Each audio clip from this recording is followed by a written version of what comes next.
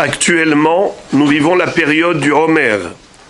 De Pessah jusqu'à Shavuot, on compte le Homer jour après jour, mais jusqu'à Lag BaOmer, depuis après Pessah jusqu'à Lag BaOmer, on a des minhagim de deuil. C'est une aveloute pour les talmidim de Rabbi Akiva. 24 000 élèves de Rabbi Akiva sont décédés durant cette période. C'est la raison pour laquelle Am Israël a un minhag de porter des signes de deuil pendant toute cette période. Et ça se traduit principalement par l'abstention de mariage. Il n'y a pas de mariage pendant cette période. Il n'y a pas de simha manifeste. Même ceux qui écoutent les chants magnétophones, de disques, de toutes sortes d'instruments musicaux, pendant cette période, on s'en abstient. Pourquoi ? Parce qu'il faut marquer des signes de deuil. On ne se coupe pas les cheveux. Et même la barbe, dans le Haïkar Atakana, c'était les cheveux, de ne pas se couper les cheveux. C'est comme ça que les hommes faisaient, parce que sinon, les gens, de toutes les façons, se laissaient pousser la barbe. Alors, personne ne se rasait même en temps normal. Mais ça se traduisait principalement par la coupe des cheveux.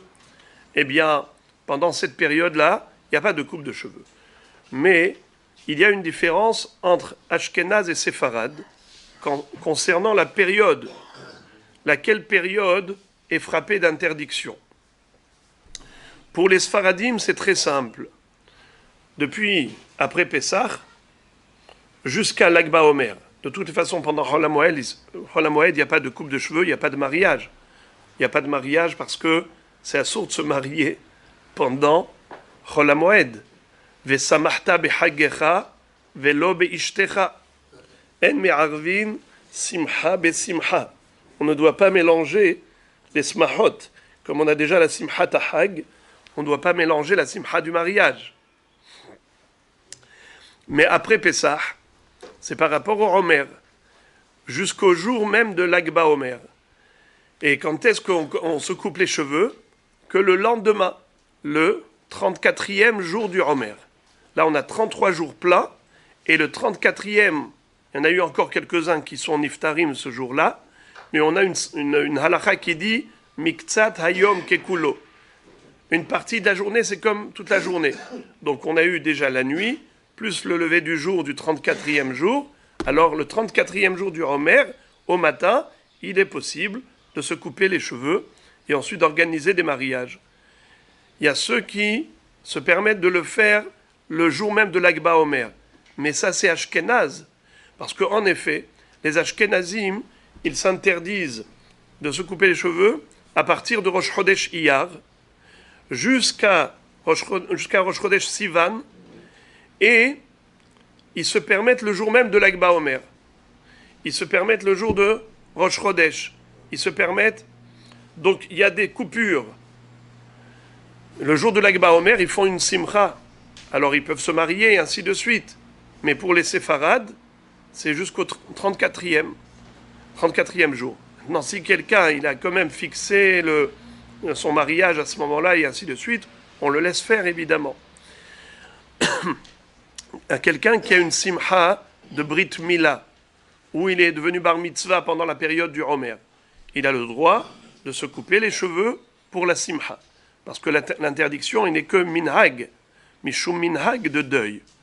Mais quand il y a une raison valable de simha, comme une saoudat mitzvah de Brit Mila, de bar mitzvah, donc à ce moment-là, c'est l'exception qui confirme la règle. Acheter des vêtements neufs. Est-ce qu'on a le droit durant cette période ? Alors, pour des vêtements qu'on porte comme des sous-vêtements, où on ne fait pas de bracha de shehianu, des chaussettes, des tricots de peau, des sous-vêtements, tout cela, c'est moutar. Il n'y a pas de problème puisqu'il n'y a pas de shehianu. La question est de savoir pour un costume, une belle chemise, des choses pour lesquelles on pourrait faire shehianu. Alors, les khatrila, il vaut mieux attendre Shabbat. Ça veut dire que pour les fruits, Le Yalkut Yosef, il dit que c'est moutard de faire Shehianu sur des nouveaux fruits. Mais sur le plaisir de s'acheter un nouveau vêtement, il dit qu'il faut attendre le Shabbat Kodesh pour faire la bracha de Shehianu pendant Shabbat et pas pendant la semaine. Shabbat pendant toutes ces semaines-là, et le Shabbat pendant la période du Homer. Maintenant, quelqu'un qui a besoin de rénover sa maison, de rentrer dans sa maison, c'est moutard. Il n'y a pas de restriction à tel point. C'est pas comme la période de Tisha B'Av où on interdit de peindre juste pour rafraîchir la maison, pour l'embellir. À ce moment-là, on ne permet que des choses qui sont nécessaires, urgentes, et pas du luxe.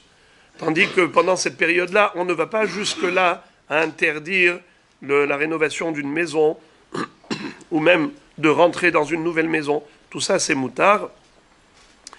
Et également, quand on a dit des restrictions, c'est des restrictions par rapport à des profits personnels. Mais lorsqu'il s'agit de Torah, de Tfila, tout ça, ça doit se faire dans la Simcha, comme d'habitude. Ivdu et Hashem besimcha bo'u lefanav birnana. Ça veut dire que la Avodat Hashem doit se faire avec encore plus d'enthousiasme et de dynamisme.